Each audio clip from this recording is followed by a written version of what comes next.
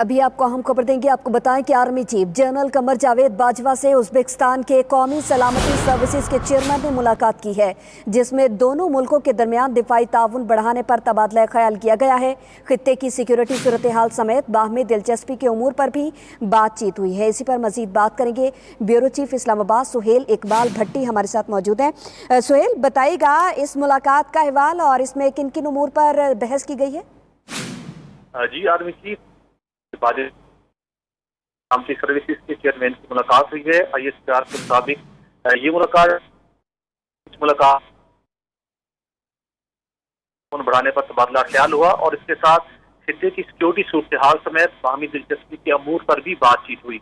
इस मुलाकात के दौरान इक़्तिसादी दहशतगर्दी के लिए फौजी ताउन को मजीद बेहतर बनाने पर इत्तफाक हुआ और इसके साथ उज़्बेक मेहमान ने खित्ते में अमन व इस्तेहकाम के लिए पाक फौज की कोशिशों को सराहा। जी ठीक है, पाक फौज की कोशिशों को भी सराहा गया है इस मुलाकात में। बहुत शुक्रिया आपका सुहेल इकबाल।